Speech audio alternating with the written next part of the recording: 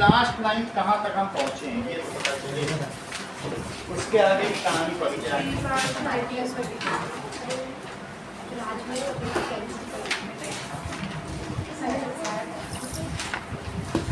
Nazis men rise of Hitler's under history. Online education is not as good as देखिए कि enabling act हो गया, इसका मतलब है कि अडोल्फ हिटलर अब सत्ता में आ गया। ये भी हमें मालूम है कि वो ऑस्ट्रिया का रहने वाला था, फिर वो यहाँ की सेना में आ गया। सेना में आने के बाद उसने सेना छोड़ भी दी और फिर उसके बाद उसने एक अपनी जर्मन वर्कर्स पार्टी का नाम चेंज किया, that is national socialist German worker party, उसी से नाजी नाम बना।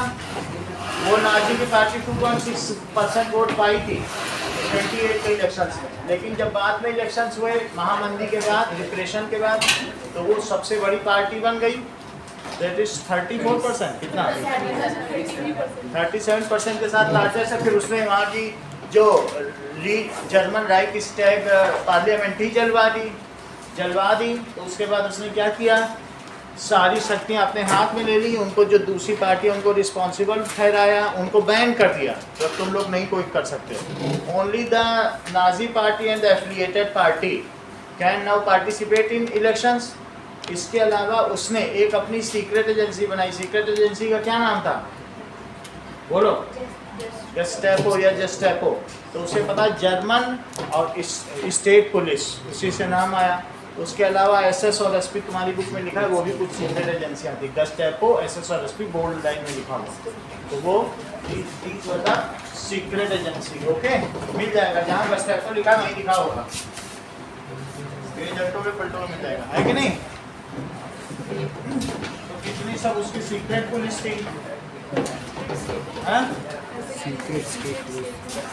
एक तो गेस्टापो थी और दो और थी, एसएस और एसपी। कौन सी थी? कौन सी? एसएस थी ना? कहाँ गई?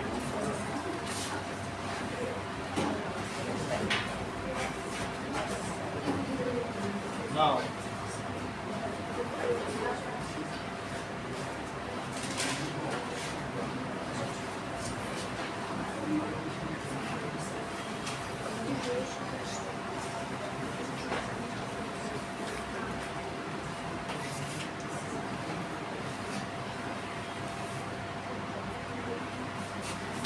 चलिए,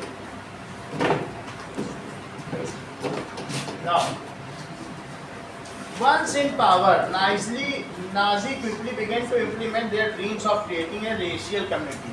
देखो 1933 में क्या हुआ, वो पावर में आ गया, दैट इज हिटलर। वो एस्टेब्लिश्ड डिक्टेटरशिप का मतलब होता है तानाशाही। उसने वहाँ तानाशाही स्थापित कर दी, जिसमें एक का युग चलता है, dictatorship in Germany. Once came in power,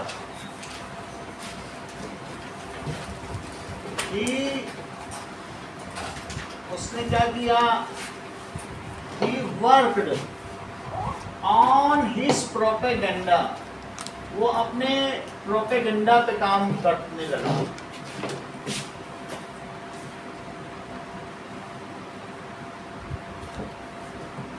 Hitler likes the rituals, वो शानो शौकत और दिखावे पे, कर्म कांडों पे यकीन करता था।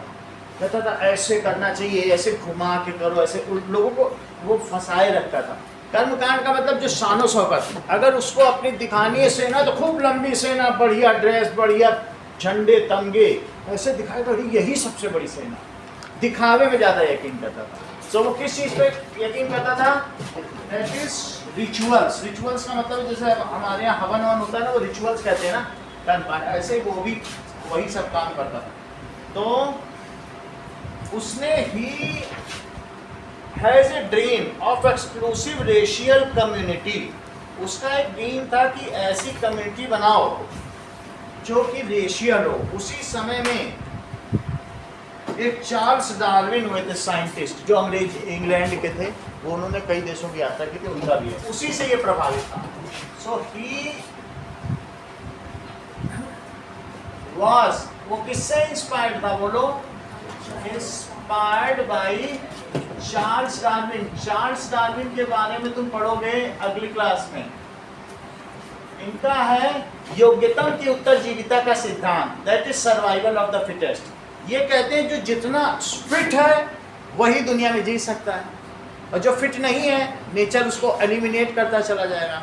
चार्ल्स डार्विन ने सिद्धांत दिया कि बहुत बड़े बड़े पेड़ थे, तो शुरू में पत्तियां नीचे थी, तो जो जिराफ थे ऐसी गर्दन वाले, छोटी गर्दन वाले, तो और कुछ लंबी गर्दन वाले थे। तो इसमें जो लंबी गर्दन वाले जिराफ थे वो तो क्या हुए बताओ? वो जिंदा रह गए क्योंकि वो ऊपर की पत्तियां खा सके, और जो छोटी गर्दन वाले जिराफ थे वो क्या हुए? तो वो मारे गए, वो मारे गए ऐसे। तो दे हाउएवर, जिनकी गर्दन लंबी, तो प्रकृति ने किसको चुना? जिसकी गर्दन ऊंची थी, तो जो प्रकृति में बेस्ट है। तो इसने ऐसी कहानी बनाई लोगों से कि Nordic Aryans are the best, blue eye, नीली आंखों वाले जो आर्यंस, जो मिडिल एशिया से आए और वहाँ बसे, वही बेस्ट हैं। और उनमें एक उसने सीढ़ी बनाई, सीढ़ी में उसने कहा सबसे ऊपर है नॉर्डिक आर्यन, और इसी सीढ़ी की जो सबसे लोवेस्ट रंग है वहाँ ज्यूज हैं, और इसके बीच में जिप्सीज,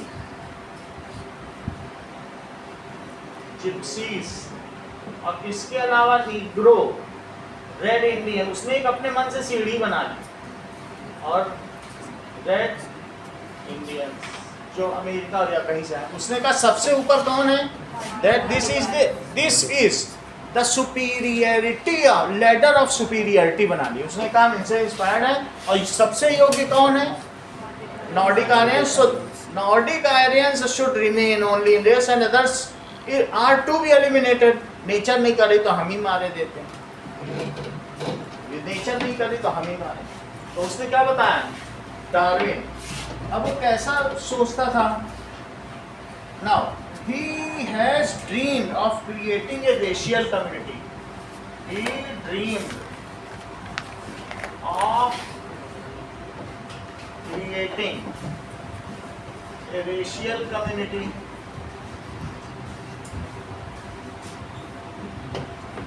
Okay. Of किसकी racial community? Of pure Germans.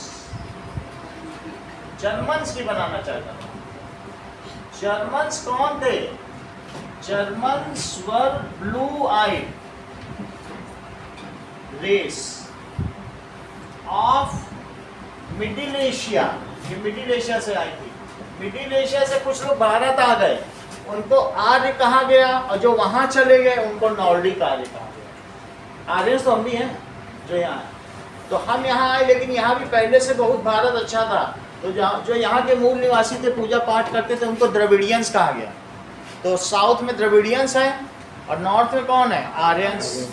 Aryans जो थे वो उन्होंने यहाँ के लोगों को वो बना लिया, 4th क्लास का, जो शेड्यूल्ड कास्ट है, उनको अपना नौकर, नाई, कहार, धोबी, चमार बना लिया, और खुद बन गए ब्राह्मण, क्षत्रिय और वैश्य।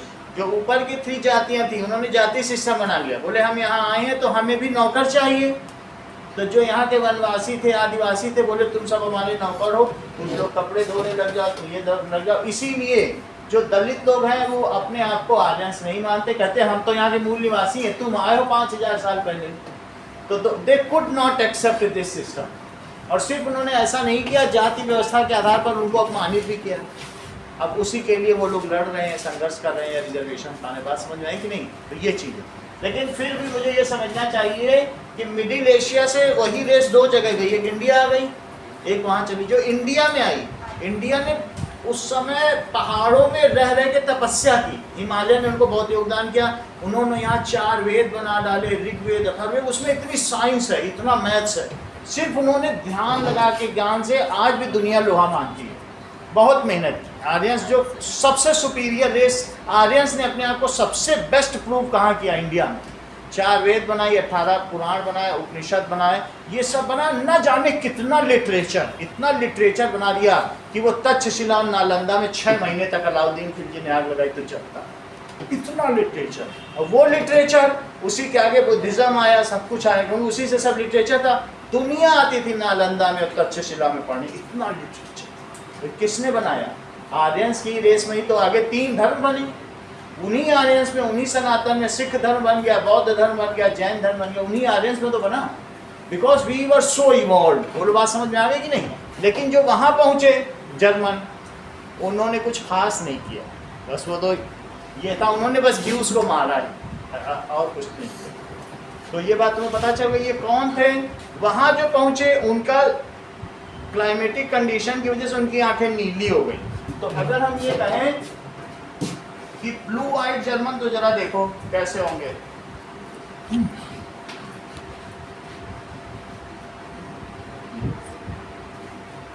चेक करो, ब्लू आइड जर्मन्स, तो इन्हीं से इनकी पहचान होती थी। तो अगर आप देखोगे तो जर्मन्स की या ज्यूस की पहचान कैसे होती थी? इसी से होती थी।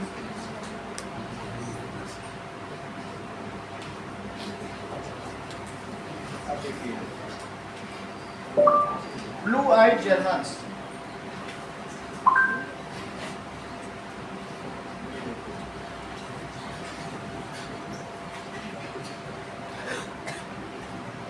तो ये ब्लू आइड जर्मन है। इनकी इन आंखों से ही पता चल जाएगा कि नीली आंखों वाले। जर्मनी के लोग कैसे होते हैं ये देखो, तुमने वहां के कभी देखा होगा कि जो भी चांसलर या कहीं आते हैं वो सब नीली आंखों वाले ही मिलेंगे, ठीक है? ज्यूस,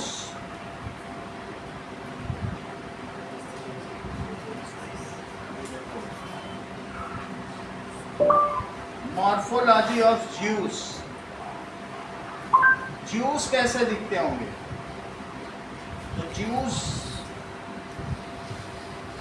जैसे बेंजामिन नेतान्याहू दिखते हैं, बिल्कुल ऐसा, इनका अलग ही है। ये देखो, ये these are the different categories of Jews. Jews का अलग से दिया नहीं, बट आपको जर्मन का समझना चाहिए। ऐसा कोई रेशियल नहीं, बस जर्मन अलग है, ठीक है ना?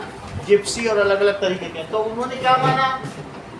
That racial community of pure German, Germans were blue eyed race. और कहाँ के थे ये? आयुष कहाँ से आए थे? मिडिल एशिया, मिडिल एशिया से आए थे। सो Hitler kept them in uppermost rung, in uppermost, रंग का मतलब सीढ़ी होती है, rung of superiority of human race. Human race में उन्होंने सबसे ऊपर रखा, ह्यूमन रेस। एंड पुट, और नीचे किसको रखा? इन lower rungs,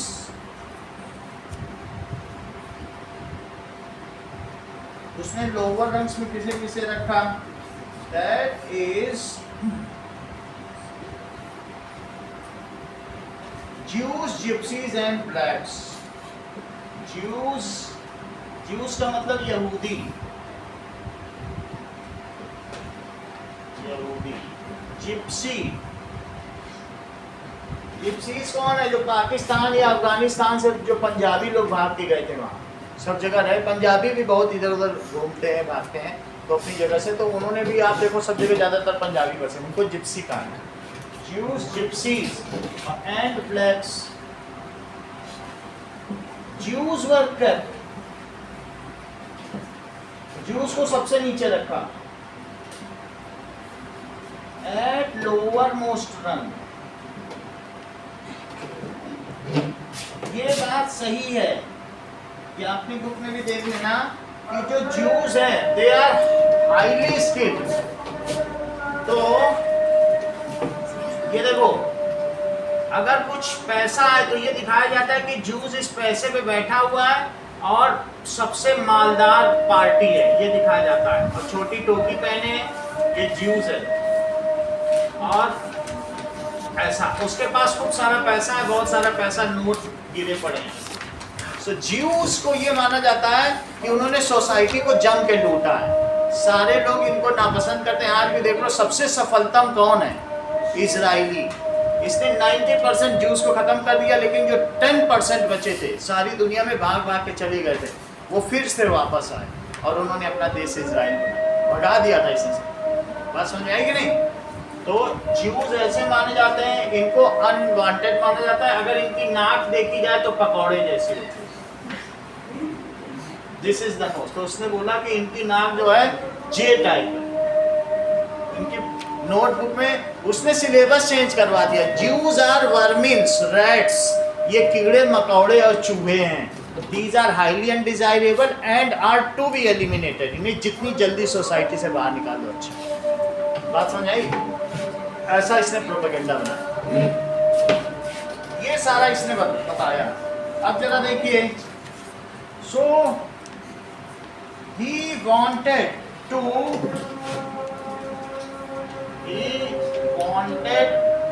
build up a pure race of Nordic Aryans। उनको Nordic Aryans कहा जाता है। और एक और उसने क्या एजेंडा बनाया? and wanted to eliminate others who are inferior than Germans and wanted to eliminate all those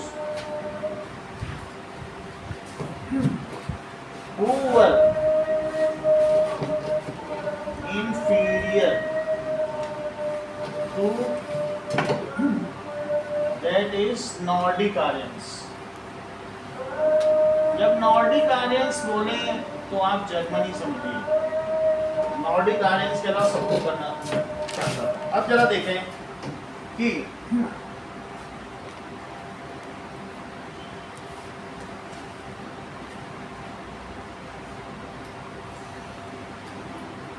torture done by Hitler to Jews.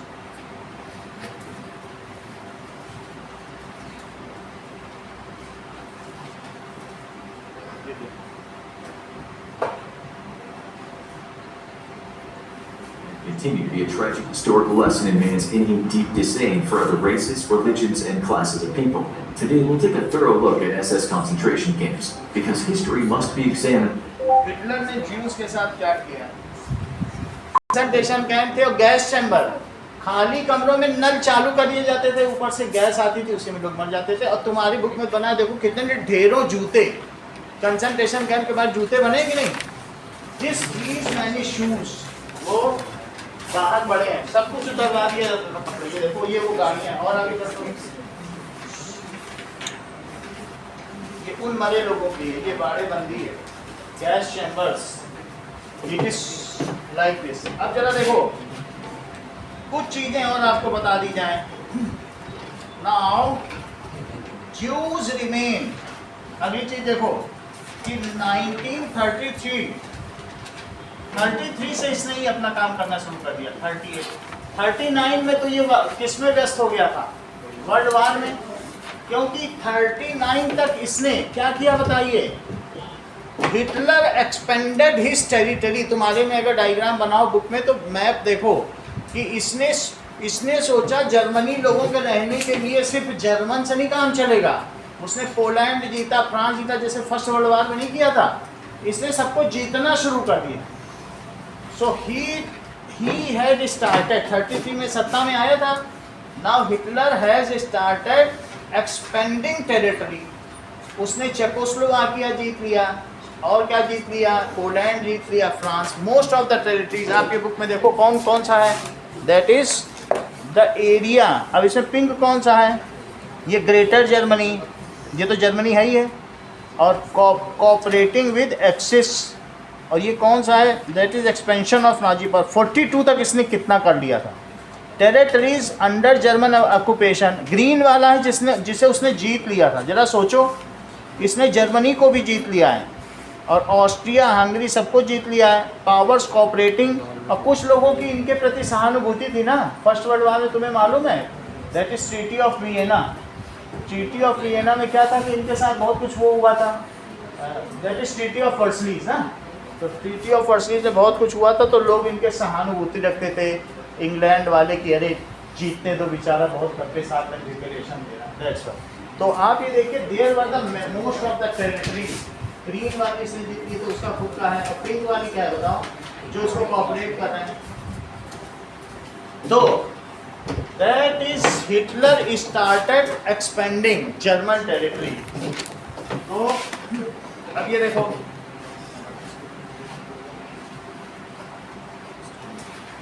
Hitler started expanding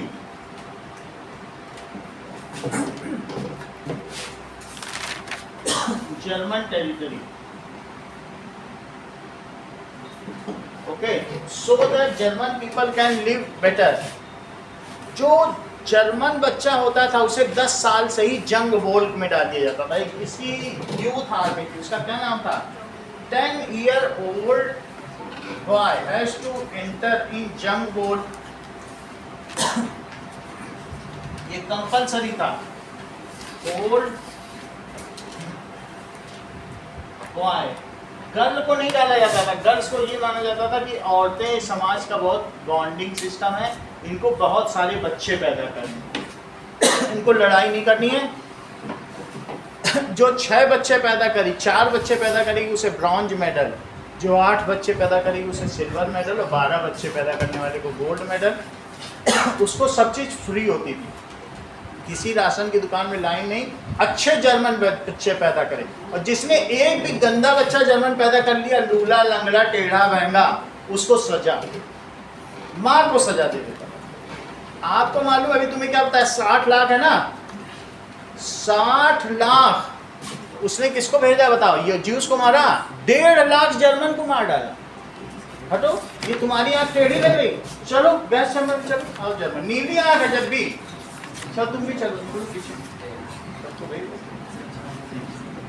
जरा सा डिफेक्ट वो छांटता है, देख देख के छांटता है, ये अच्छा जर्मन, जैसे फल छांटे जाते हैं, केला अमरूद ऐसे। बात समझ आई कि नहीं? उसने पॉलिश, पोलैंड के लोगों को भी मार डाला। पॉलिश, इन सबको, पॉलिश, जिप्सीज, ये ब्लैक्स, ज्यूज, बड़े पैमाने पे सबसे ज्यादा Jews suffer.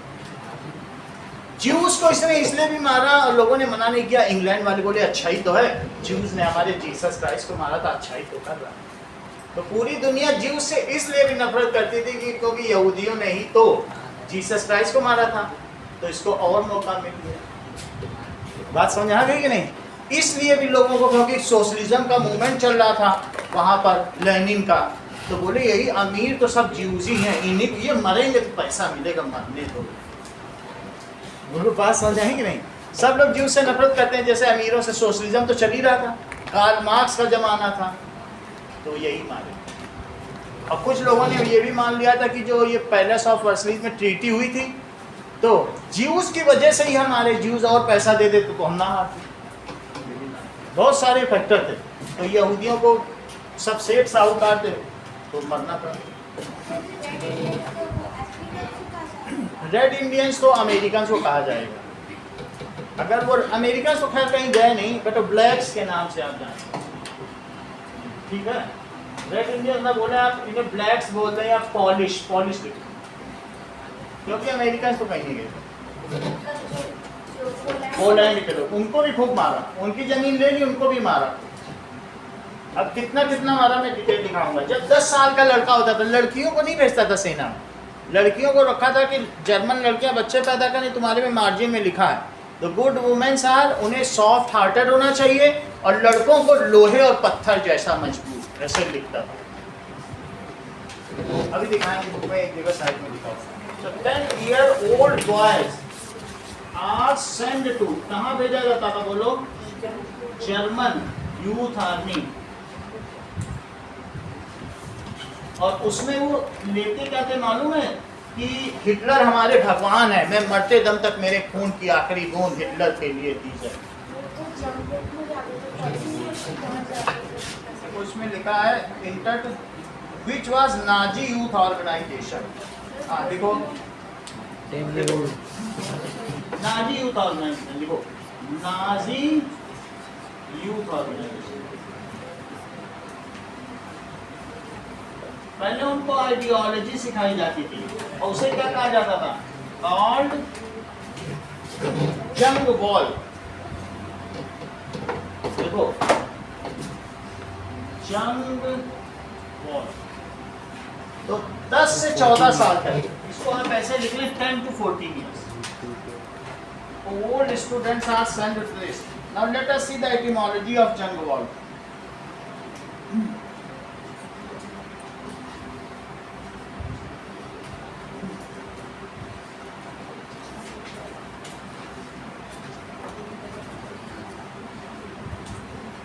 Etymology of jung wall.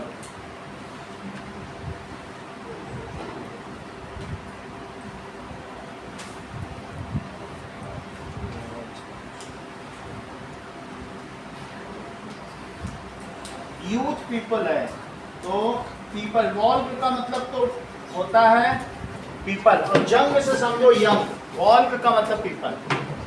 जंग किससे मतलब है, यंग और वॉल, तो यूथ पीपल। वहां वो क्या सीखते थे बोलो, 14 साल तक। There they learn the ideology of, और वहां पर ज्यूस को या उनको टारगेट रखा जाता था, इन्हें मार के दिखाओ, उनको ट्रेनिंग दी जाती थी रियल ज्यूस को। तो there they learn ideology of Nazi. इसने बड़े प्लान तरीके से किया।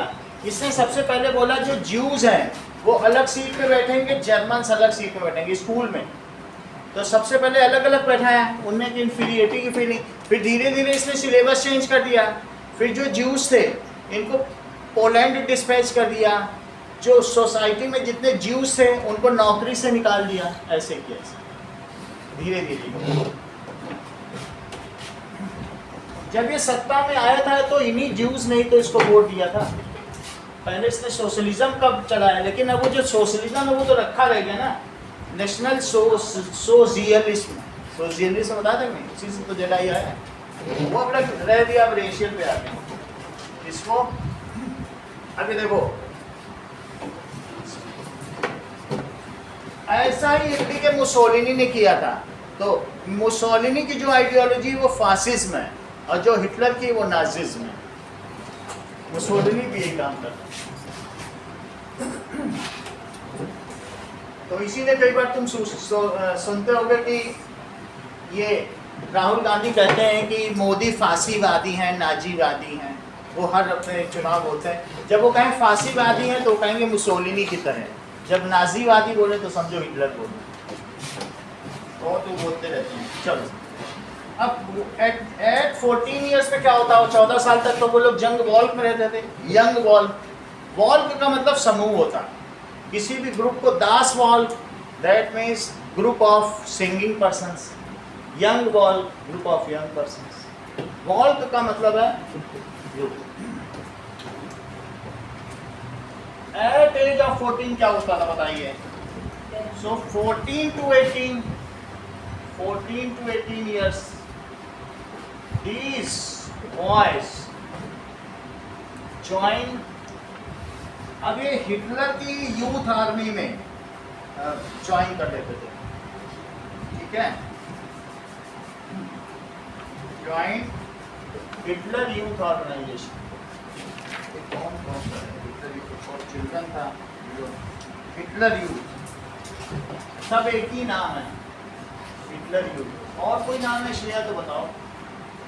इसमें ज्वाइन कर लेते। तो वहां पे वो क्या सीखते थे, they learn worship war, glorify aggression और वायलेंस। दे, अब उनको ये सिखाया जाता था कि वार लड़ना, ट्रेंच में छुपे रहना, ग्लोरीफाई वार, उस समय ट्रेंच में बाहर होता था ना, जमीन में गड्ढे बना बना के, उसको अच्छा माना जाता था। ग्लोरीफाई और हेट ज्यूज, ये सब उन्हें सिखाया जाता था। एग्रेशन, कि गुस्सा होना चाहिए, तभी अच्छा लड़का वहाँ माना जाता था। और लड़कियों को माना जाता था उन्हें शालीन होना चाहिए। सर वो हिटलर यूथ है वो या फिर हिटलर यूथ ऑर्गेनाइजेशन?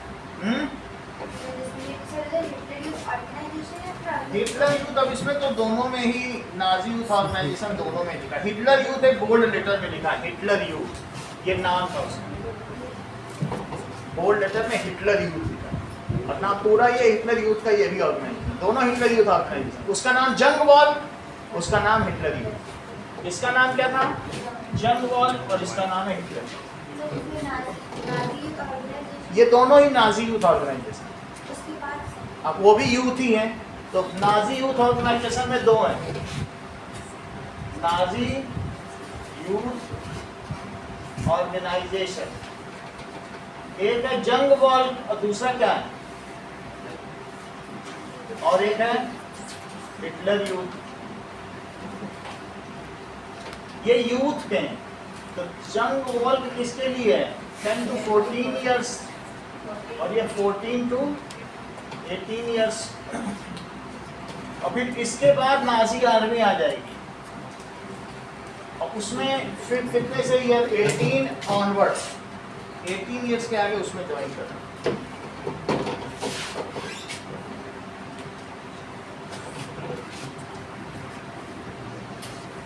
18 टू जितने साल है, 5 साल कंपलसरी सर्विस देंगे।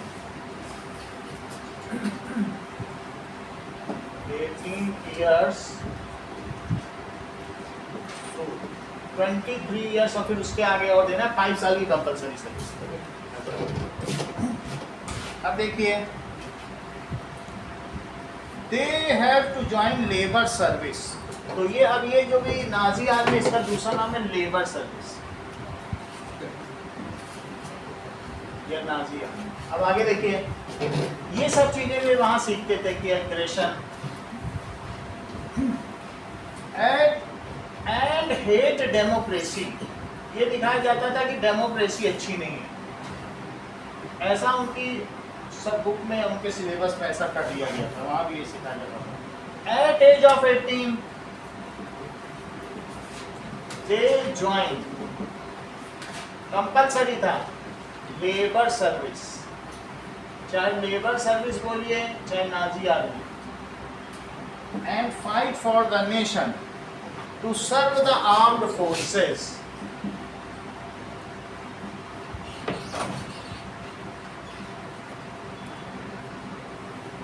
ओके, ये कराया जाता था। However, Hitler's thinking about the girls was completely different.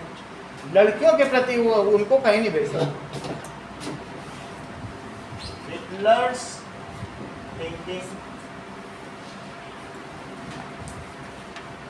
about girls, उनको सम्मान देता था सभाओं में बुला के जिनके ज्यादा बच्चे होते थे। Thinking about girls was completely different. It is different and unique. वो ये मानता था these are the bearers of German culture. माँ एक बच्चे को अच्छा बना सकती है, ये बात तो सही है कि माँ ही बनाती है। So वो he was seeing girls as a symbol of motherhood. वो उसे माँ का दर्जा मानता। That is, he was seeing girls as symbol of motherhood. तो उनके लिए उसने क्या प्लान बना रखा था? ठीक है, they do not, उन्हें क्या करना था? These are not supposed to, not supposed to meet with Jews. उन्हें किसी ज्यूज लड़के से नहीं मिलना था। And only give birth to pure Germans, Nordic Aryans. अगर ज्यूस से मिलेंगे तो उनकी रेस खराब हो जाएगी, ज्यूस से बच्चे पैदा होंगे। उसने कहा तुम ज्यूस से मत मिलो। They have to give birth. और क्या क्या करना था? They have to maintain the purity of race.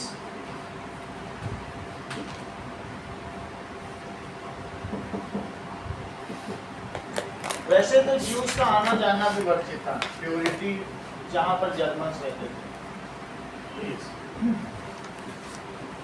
Look after the home and teach their children. घर की देखभाल करना एंड टीच चिल्ड्रन। इसके अलावा और क्या करना था? And give birth to pure German race.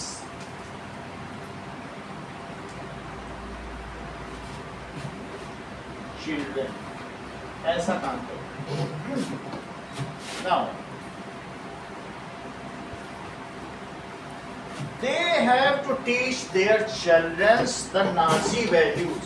कि नाजिज्म सीखें।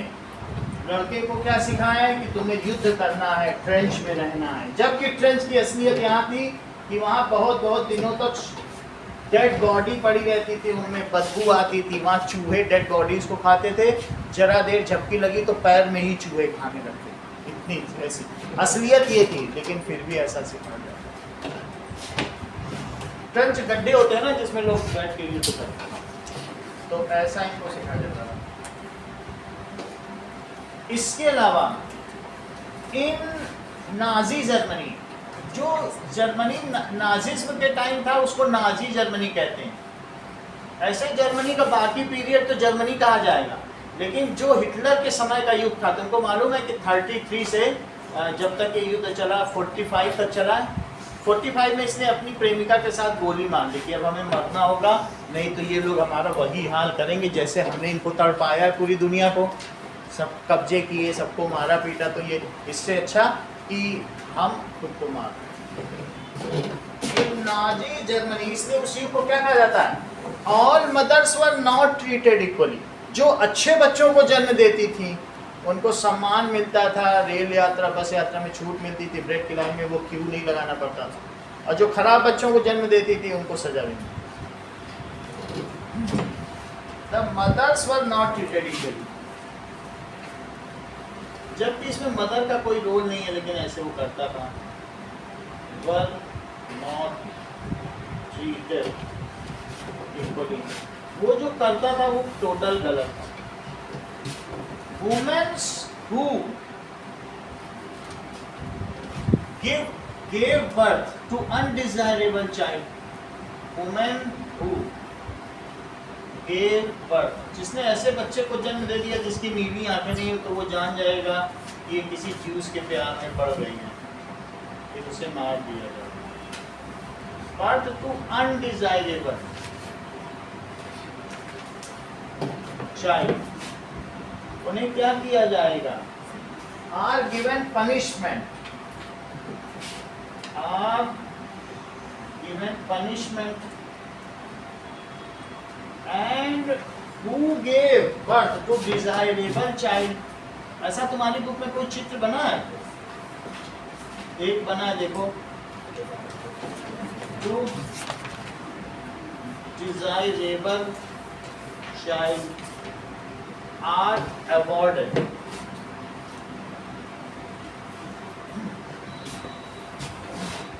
Now, इसके अलावा अब क्या हुआ? When in, देखो तुमको बता दिया कि ऐसा उसने कब से कब तक किया? 1938 से कब तक किया? 1933 से 1938 में। In 39 It has attacked to Russia. ये कहाँ चला गया? सोवियत रशिया, तो वहां पर इसने अटैक कर दिया।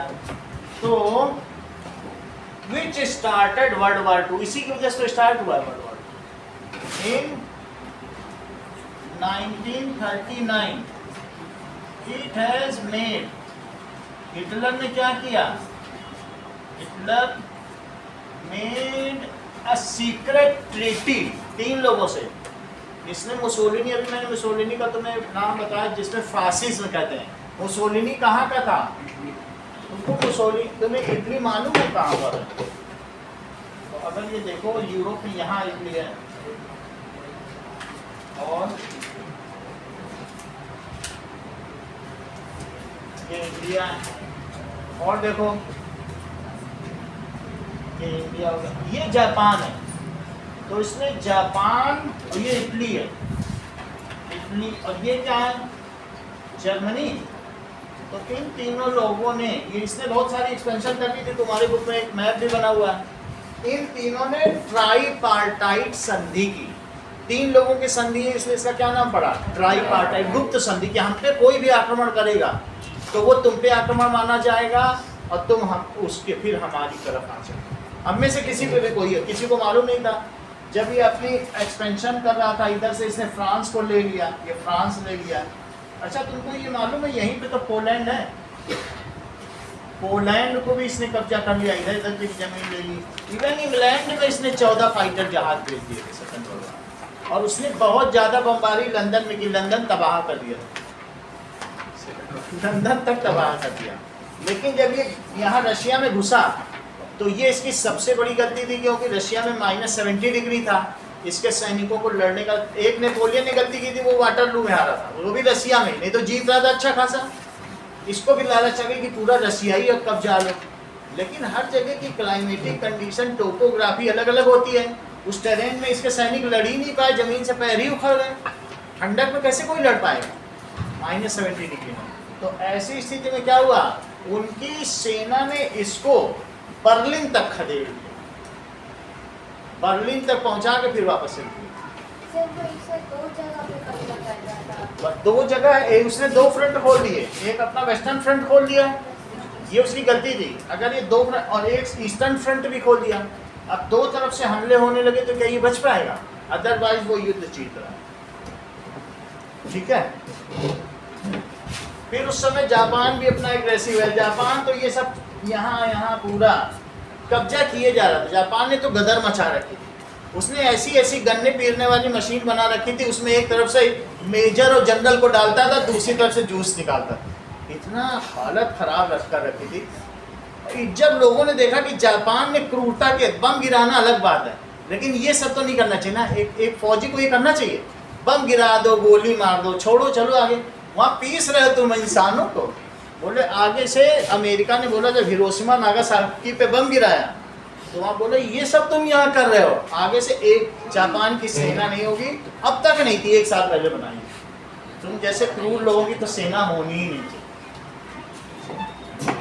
जितनी औरतें थी सब औरतों को लेकर ब्रॉथल्स, वेश्यालय खोल दिए, बहुत क्रूर सेना। तुम इसके बारे में यूट्यूब पे पढ़ोगे हैरान हो जाओगे। इटली का राजा मुसोलिनी, ये मतलब वो भी एक तानाशाही था जो फासिज्म चलाता है, इसको भी हरा। ये भी आसपास का सब स्पेन कब्जा किए बैठा। तो आपको पता चला, तो इसने क्या क्या बताइए, मेड ए ट्रीटी, किसके किसके साथ ट्रीटी कर ली थी, with Japan and Italy. Treaty, अगर मैं आपसे कहूं कि एक्सिस पावर में कौन कौन थे, with Japan and Italy.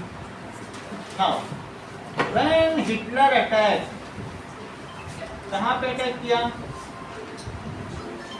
Attacked on Russia, Russia पे इसने अटैक कर दिया।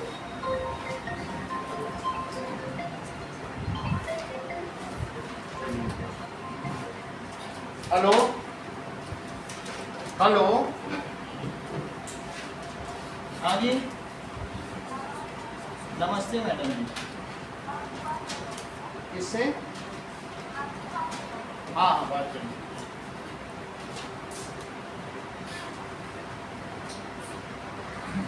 कब से कब स्टार्ट हो गया बोलो?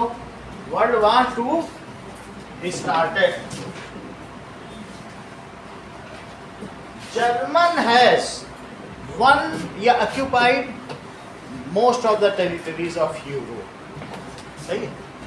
तो जर्मनी ने क्या किया था, जर्मनी हैज ऑक्यूपाइड, जिससे कि वो वहां पर किसको बसा सके, दैट इज नॉर्डिक आर्यंस, वहां के लोग हैं। Most of the territories of Europe, तो वहां की पूरी टेरिटरी उसने कब्जा कर रखी थी। नाउ इन एक्सिस पावर कौन था इस बार बोलो, फिर से जर्मनी था। वॉज ये Germany in Axis power, Germany, Italy and Japan were there. और इनके विरुद्ध कौन कौन थे? इन एलाइड सहयोगी शक्तियों में कौन था? ये धुरी राष्ट्र है और ये सहयोगी या मित्र राष्ट्र है। इन एलाइड पावर, तो एलाइड पावर इंग्लैंड था, जब जो यूनाइटेड किंगडम भी बन चुका था, UK, United kingdom, France. Bharat ने भी अपने सैनिक भेजे थे यूनाइटेड किंगडम में लड़ने के लिए। यूनाइटेड किंगडम, फ्रांस इस बार नहीं भेजे थे, फर्स्ट वर्ल्ड वॉर में भेजे थे। सेकंड में फिर गांधी जी को पता चल गया, उन्होंने धोखा दे दिया था ना अंग्रेजों ने, फिर सेकंड वर्ल्ड वॉर में फ्रांस, रशिया एंड यूएसए। अब जब 1945 तक ये युद्ध चला तो हिटलर हार गया और इसके बाद वहां पे एक लड़के को और एक पिता, कितनी दयनीय कहानी सुनाई गई, तुम लोगों ने भी कभी बहुत सुनी हो। दोनों को ले जाया जा रहा था मारने के लिए, तो पिता को मालूम था कि उसको मार दिया जाएगा, तो उसने बोला कि यहाँ पे खेल चल रहा है। क्या खेल चल रहा है? छुपा छुपाई का खेल चल रहा है। अपने बच्चे को नहीं बताया कि हमें और तुम्हें मारने ले जाया जा रहा है, जबकि दोनों ज्यूस थे। और ये लोग क्या करते हैं कि जीतने के चक्कर में जो सबसे लास्ट तक छुपा रहेगा वही जीतेगा। तुम्हें ये नहीं पता चलना देना है कि किसी को, वो तो वहाँ पर वो सब लोग चले गए डॉर्मेट्री में, बस ऐसे ही जैसे बैरक्स होते हैं ना, पट्टी पट्टी में लेटे रहते थे, बहुत बुरी दशा थी। तो उसी में वो लोग आए सबको बताने के लिए कि कल तुम लोग को गैस चैम्बर या परमानेंट सोल्यूशन के लिए ले जाना है।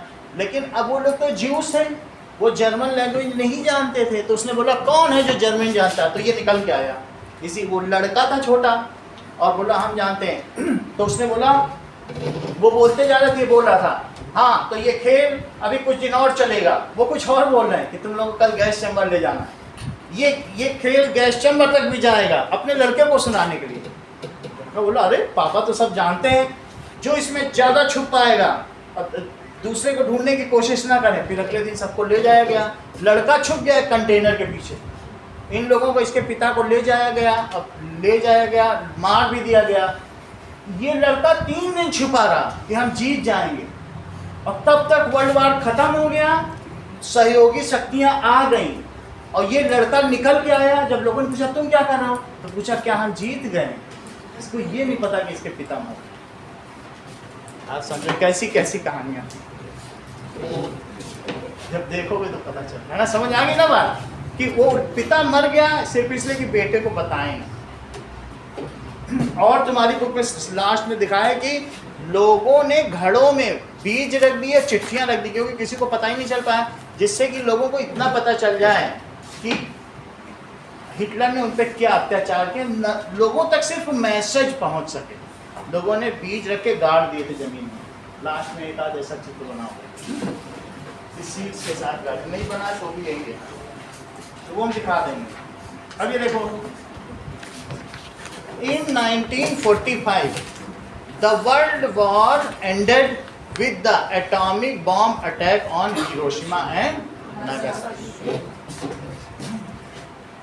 In 1945 ये पहला वर्ल्ड वार में एटॉमिक बॉम्ब अटैक था, इसके पहले नहीं हुआ था, लेकिन इसका भी बड़ा 2 लाख लोग मारे गए। ये जज्ब भी देखा है वक्त की नजरों ने कि लम्हों ने खता की और सदियों ने सजा दी।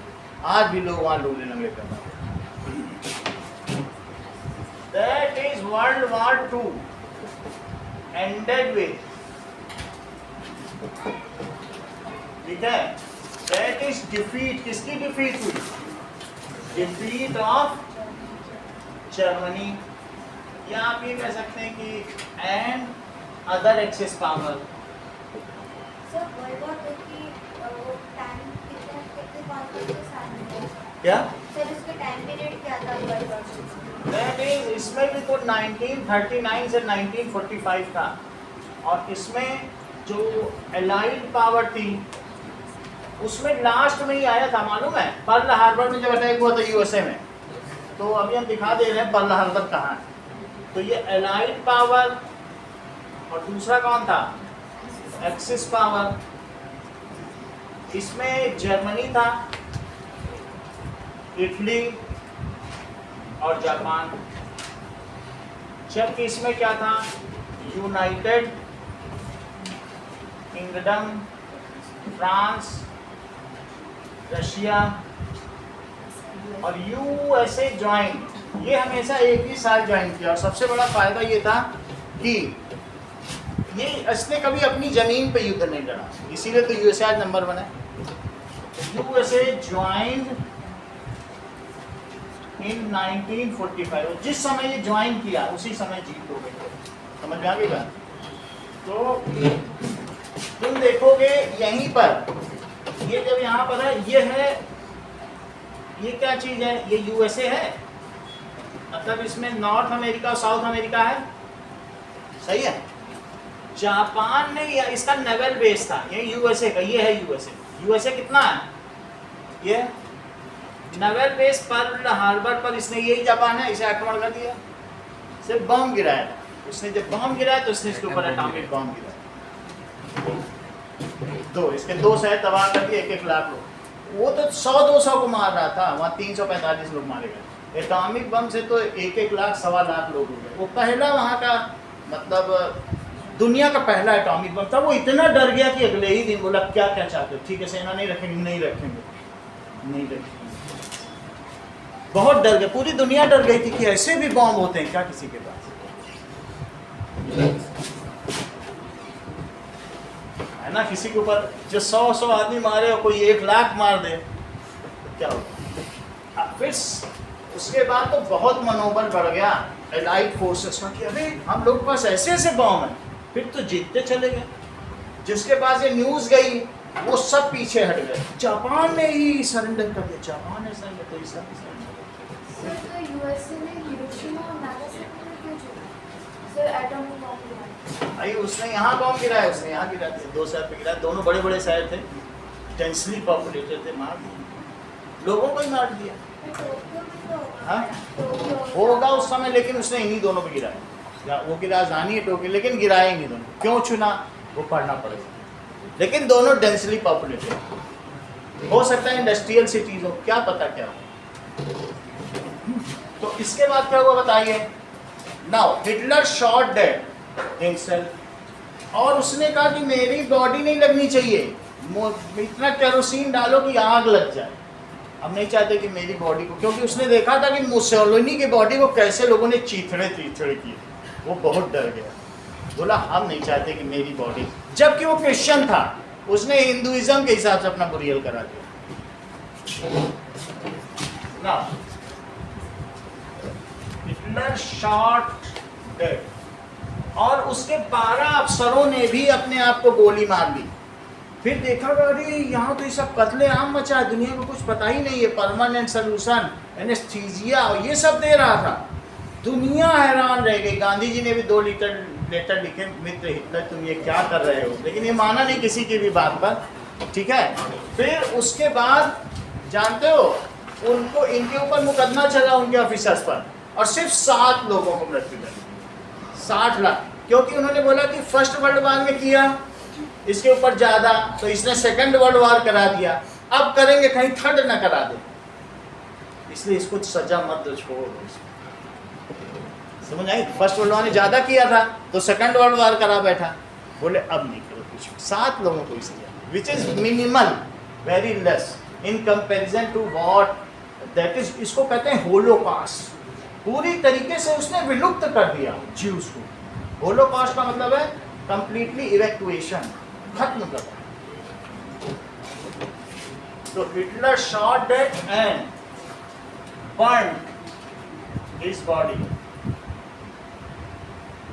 ये काम इसने किया और इसी तरीके से युद्ध खत्म हो गया। अब देखें कि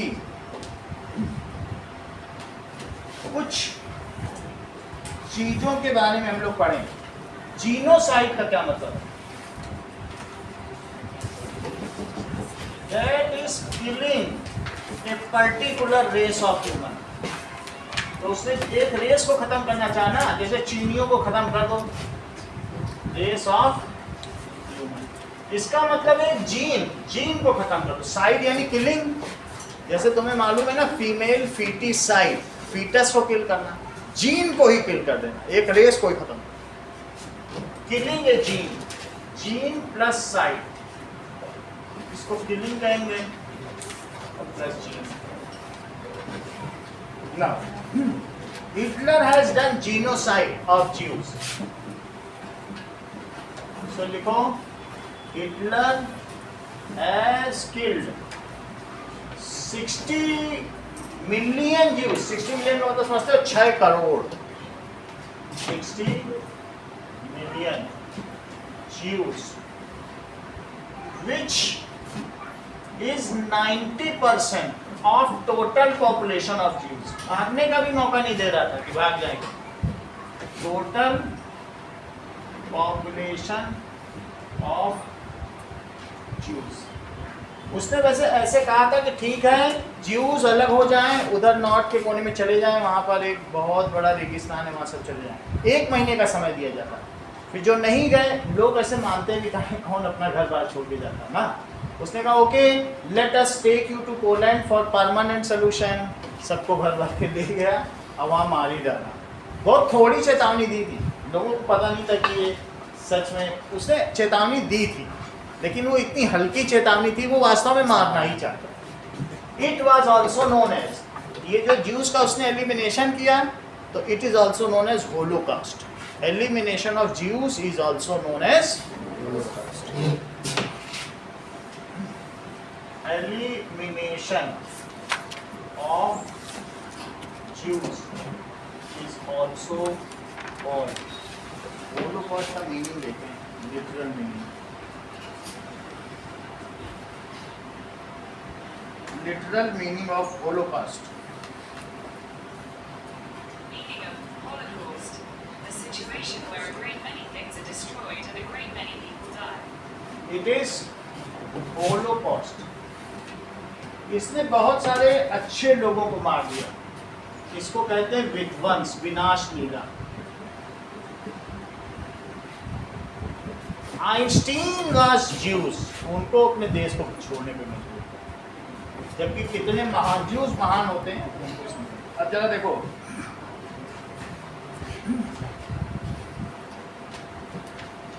next is Gypsy.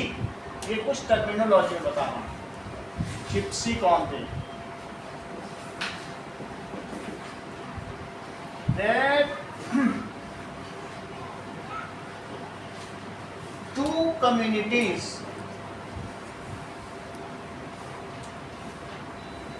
whose origin is traced to India। अभी हमने बताया ना आपको, वो सिंधी पंजाबी वही है। Whose origin is traced to India। वो जिप्सीज का। उसमें 2 कम्युनिटी के नाम हैं। That is known as Sinti and Roma। Sinti and Roma, ये 2 कम्युनिटी हैं।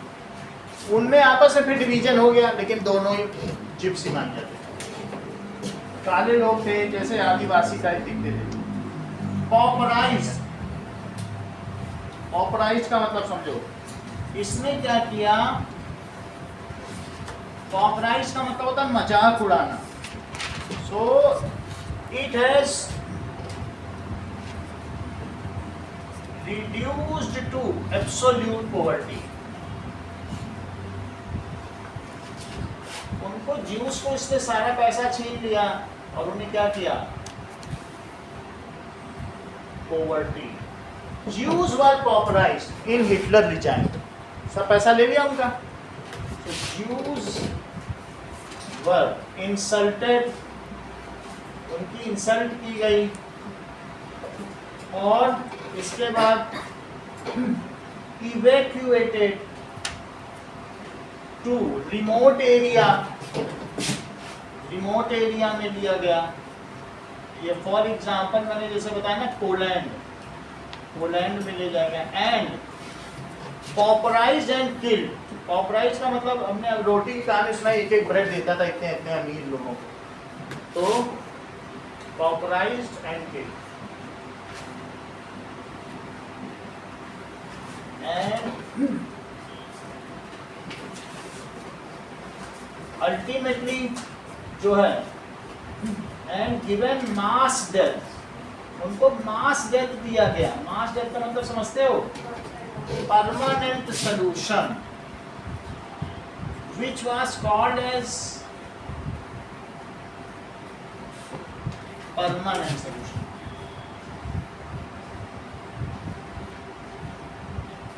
कहां पर दिया? बाय गैस चैम्बर और इलेक्ट्रिक शॉक।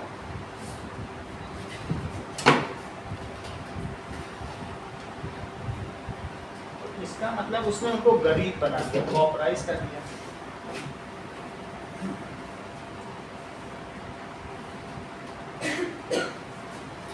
परसिक्यूशन, परसिक्यूशन का क्या मतलब है? Jews were persecuted, systematic approach of killing somebody। जैसे कभी कोई कहे वो हमें परसिक्यूट कर रहा है, वो हमें सिस्टमेटिकली फंसा रहे हैं। अगर केजरीवाल कहें कि मोदी परसिक्यूट कर रहे हैं तो इसका मतलब है योजनाबद्ध तरीके से वो उनका विनाश करना चाहते हैं, परसिक्यूट करना, ये एक आरोप होता। तो ज्यूस को किसने परसिक्यूट किया? हिटलर ने।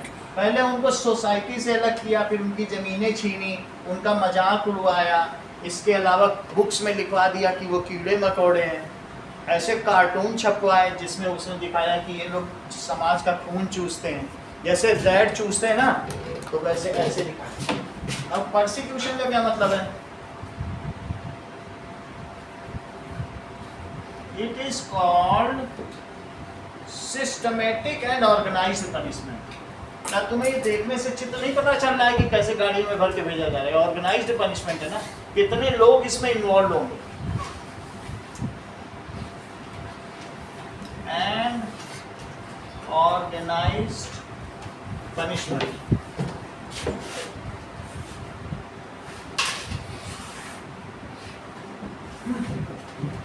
So Jews were persecuted। 1.5 lakh Polish को भी मारा, पॉलिश पर्सन को, 2.5 लाख जिप्सीज को मारा, लेकिन इनको 60 लाख मारा तो ज्यादा इनका नाम मारा सभी को। तो परसिक्यूटेड बाय हिटलर, या फिर हिटलर सीक्रेट आर्मी। वो हिटलर की वैसी आर्मी नहीं थी, प्राइवेट आर्मी थी। वो बहुत वफादार लोग थे। Star of David, star of David कौन पहनता था? स्टार ऑफ डेविड का क्या मतलब है?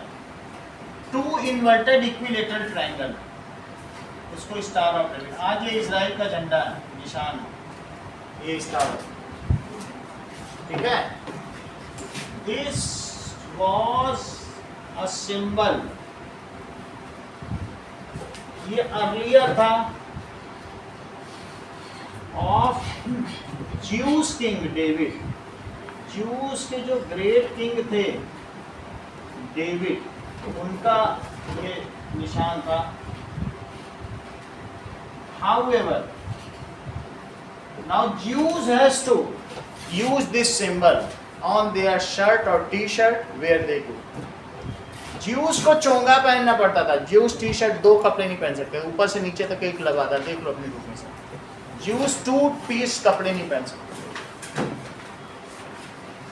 Juice have to use yellow coloured mark. और ऐसा ही नहीं, सर, एक है मतलब दो पीस क्यों नहीं की? वो मजाक उड़ाने के लिए उनका कि वो लबादा पहने।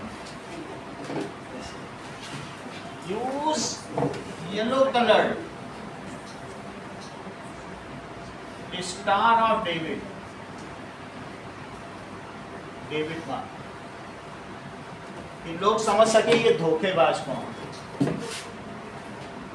ऑन देयर क्लॉक ऐसा करना पड़ता था। अब देखो सिनेगॉग, सिनेगॉग किसे कहते हो?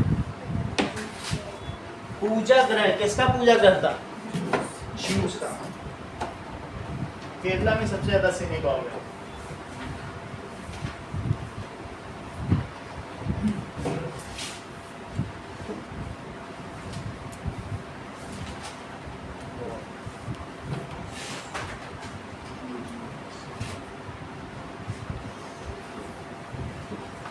द प्लेस ऑफ वर्शिप, वहां कुछ रखा नहीं जाता है। इनके बुक है तोरा, जैसे बाइबल होती है तो वैसे कौन सी ये बुक पढ़ते हैं? तोरा। तो जो इनके प्रॉफिट मूसा ने लिखी है, मोसेस, ठीक है। अब्राहिम के नीचे आए मोसेस, मोसेस के नीचे आए जीसस, जीसस के बाद आए प्रॉफिट मोहम्मद। ये इनका पूरा बुक है। तो place of worship for Jews,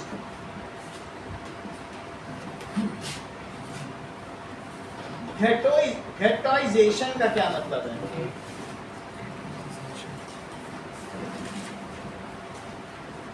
ghettoization का क्या मतलब है? That is area occupied by segregated, इसका मतलब होता है बस्ती।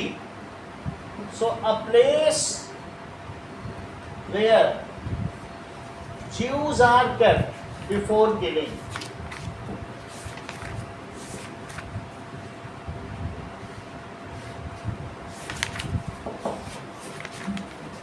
Euthanasia,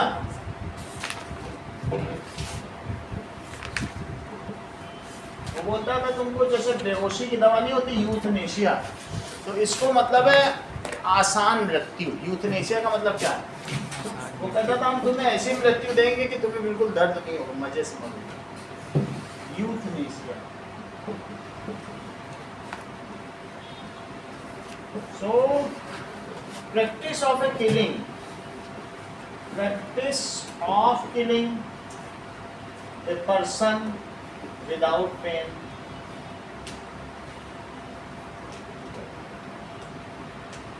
Hitler used this word to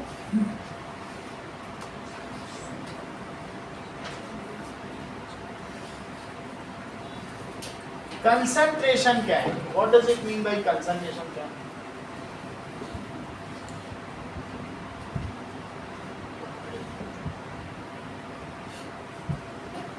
That is a place where people are isolated and detained without any process of law.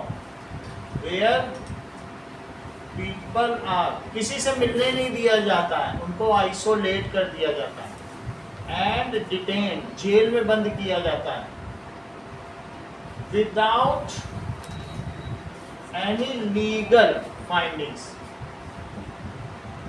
Without any process of law.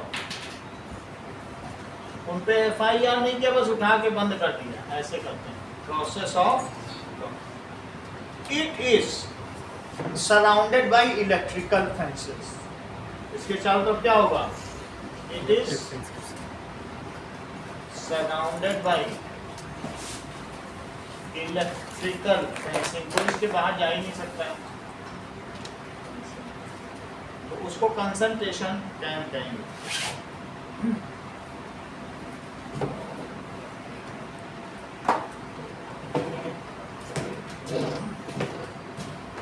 Now, इधर का नाम है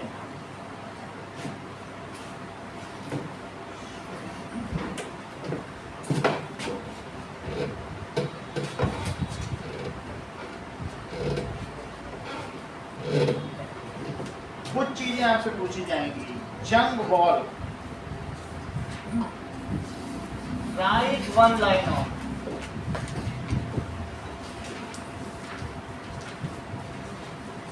wall, youth army, Hitler youth,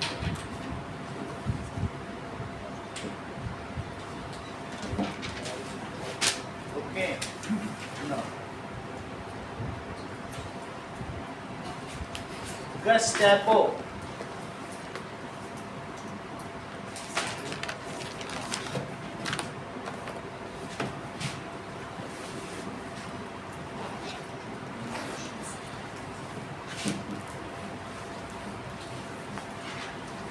गेटोइजेशन, जैसे कि मैंने बताया बस्ती,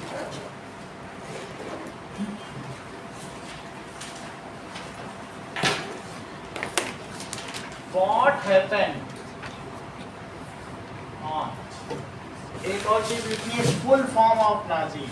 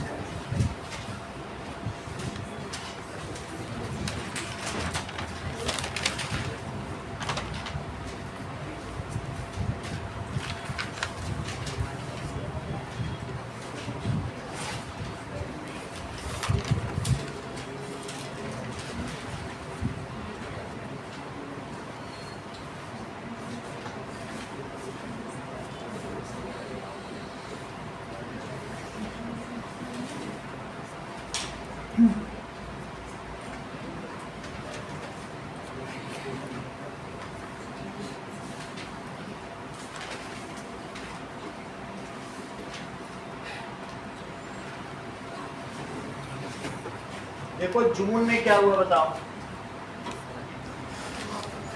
that is treaty of Versailles,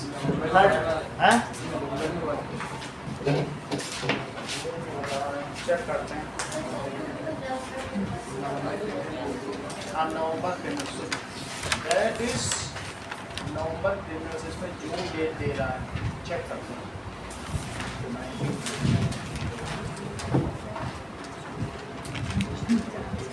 check करो कुछ में, जून में नहीं हुई है, नवंबर क्रिमिनल का, नवंबर ही लिखो,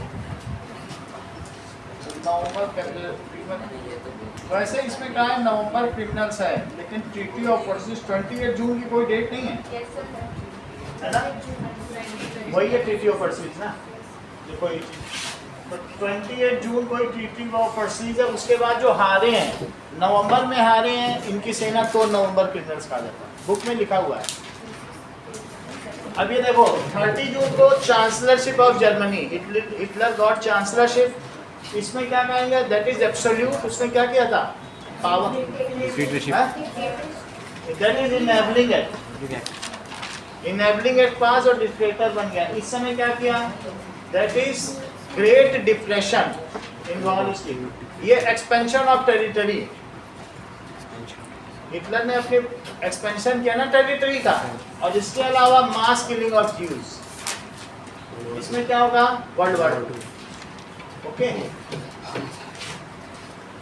चलो नाउ ये दो डेफिनेशन भी, ये दो डेफिनेशन भी